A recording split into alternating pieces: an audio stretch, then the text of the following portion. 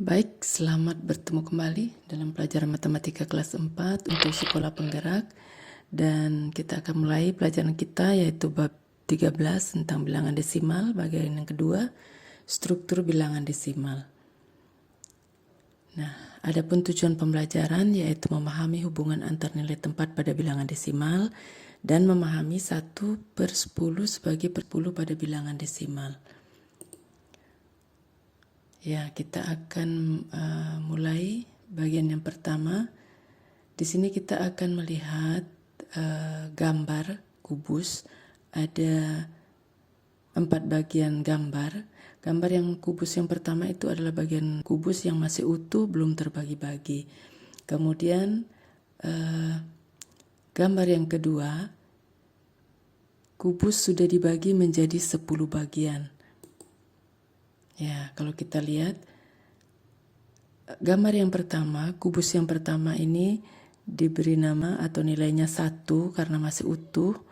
Kemudian setelah dibagi menjadi 10 atau 1/10 dari gambar pertama atau 1/10 dari 1/10 atau 1 bagian dari gambar yang ada pada gambar 2 ini diberi nilainya adalah 0,1 atau per 10 ya. Kemudian gambar yang ketiga, satu gambar dari gambar yang kedua, satu bagian gambar dari bagian gambar yang kedua yaitu 0,1 dibagi 10 lagi atau 1/10-nya dari 0,1 itu nilainya 0,001. Ya, jadi ini angkanya belum diganti ya, jadi salah ketik. Kemudian yang gambar yang terakhir adalah merupakan bagian dari gambar yang satu bagian gambar yang ketiga dibagi menjadi 10 atau 1/10-nya dari gambar yang kedua atau 1/10 dari 0,01 adalah 0,001. Nah, jadi semakin ke kanan itu dibagi menjadi 10 bagian, maka nilainya pun semakin kecil. Dari 0,1 dibagi 10 menjadi 0,01 dan dibagi 10 lagi menjadi 0,01 atau per 10-nya. Nah, kita akan lihat kembali bahwa di sini dinyatakan bahwa pada tanda panah yang berwarna merah, jadi 0,001 dikali 10 akan nilainya menjadi 0,01. 0,01 dikalikan atau dikali 10 maka hasilnya 0,1. 0,1 10 kali dari 0,1 itu adalah 1. Nah, kemudian jika satu bagian gambar ini dibagi atau dikali 1/100 maka hasilnya 0,01. Jadi 2 angka di belakang koma. Kalau per 100, 1/100 maka nilai atau bilangan desimalnya 0,01. Dan jika 1 dibagi 1/1000 atau 1 dikali 1/1000 maka nilainya akan menjadi 0,001 atau 3 angka di belakang koma.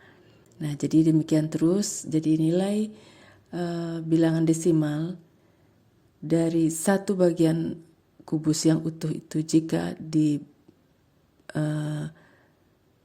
dibagi 1/10 maka hasilnya semakin mengecil. Kemudian begitu pula jika bilangan desimal itu 10 kali dari 0,001 maka hasilnya 0,01 atau semakin ke kiri nilainya semakin besar ya.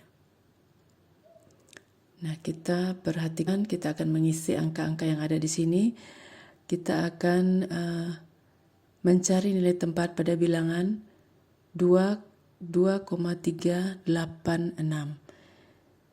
2 adalah kelompok satuan, jadi satuannya 2. Kemudian di sini 0 titik-titik kelompok 0,01. Satu angka di belakang koma kita lihat di sini adalah, kalau lihat di atas ya 3. Kemudian 8 adalah kelompok 0,01, jadi 2 angka di belakang koma. Kemudian yang terakhir 6 adalah kelompok 0,001 atau 3 angka di belakang koma.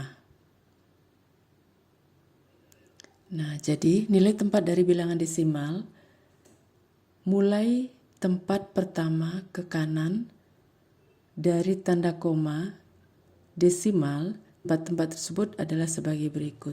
Tempat pertama, tempat per 10, 1/10. Kemudian tempat per 100, 1/100, dan tempat per 1000, 1/1000.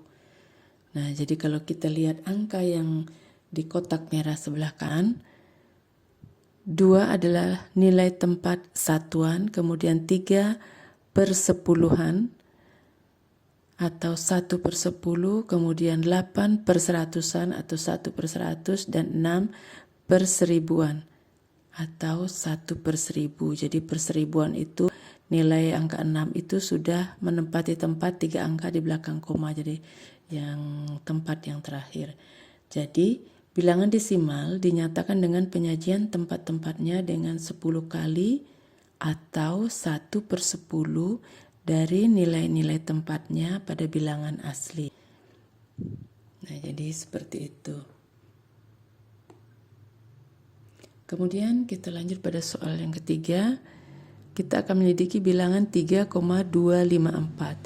3,254 adalah jumlah dari 3 kelompok satuan, kemudian 2-nya termasuk kelompok 0,1-an atau 1 angka di belakang koma, dan kelompok 0,01-an atau 2 angka di belakang koma yaitu angka 5, dan kelompok 0,001-an atau 3 angka di belakang koma yaitu angka 4. Nah, jadi 3,254 adalah jumlah dari angka 3,254 kelompok 0,001-an ya. Nah, susunlah bilangan-bilangan berikut dengan urutan menurun mengecil. Di sini ada angka 0,5, angka 5, 0,005, kemudian angka 0 dan 0,05. Jadi kita akan mengurutkan dari kiri ke kanan, dari kiri paling besar dan semakin ke kanan semakin mengecil.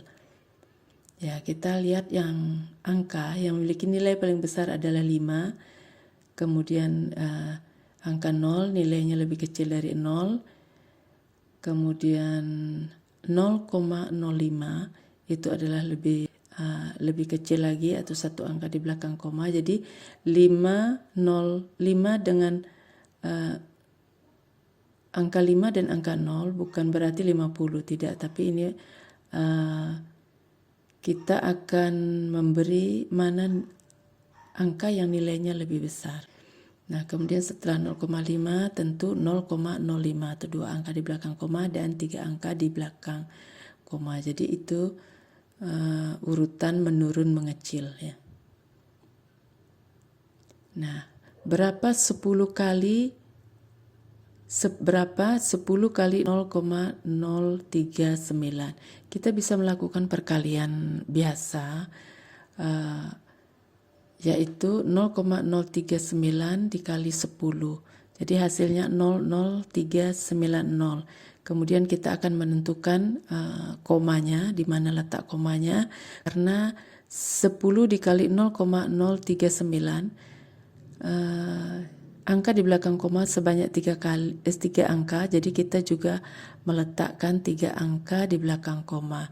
Nah, di sini 0,0390, 1 angka di depan 0 kita hilangkan, itu double, itu tidak memiliki arti, dan 1 angka 0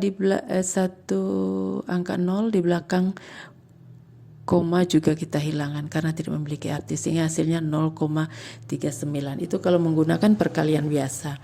Namun teknik yang kita gunakan ini sekarang ini seperti yang pada gambar kubus di atas, bahwa jika kita letakkan angka di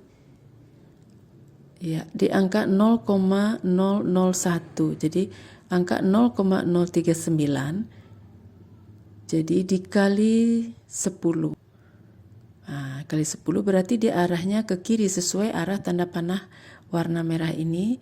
Jadi di nilai angka bilangan desimal 0,01 berarti 0,39. Jadi seperti itu, dan di atas pun nah itu seperti itu 0,39 ya. Kemudian berapa 1/10 dari 0,58 ya. Jadi kita juga menggunakan gambar seperti pada gambar kubus di atas, bahwa angka 0,58 kita letakkan di 0,01 ya. Jadi 0,01 0,58 ya, jadi 1/10 dari 0,58 adalah 0,058. Nah, jadi kita mengalihkan dengan 0,58 dikali 1/10 atau dibagi 1/10 itu hasilnya 0,058. Jadi 0,58 dibagi 1/10 lagi, maka hasilnya 0,058. Ya, setiap bilangan dikalikan dengan 10 akan berpindah ke tempat lebih besar berikutnya, yaitu seperti yang pada gambar kubus tadi, semakin ke kiri nilai bilangan tersebut semakin besar, dan 1/10 dari setiap bilangan akan berpindah ke tempat lebih kecil berikutnya, yaitu mengarah ke kanan. Semakin ke kanan, nilai bilangan tersebut semakin mengecil. Nah, kalian bisa melakukan latihan soal menguji kemampuan kalian dari materi yang telah Ibu berikan tadi. Nah, jadi demikian soal yang Ibu berikan. Semoga bisa dipahami dan dimengerti, dan semoga bermanfaat bagi kalian. Sekian dan terima kasih.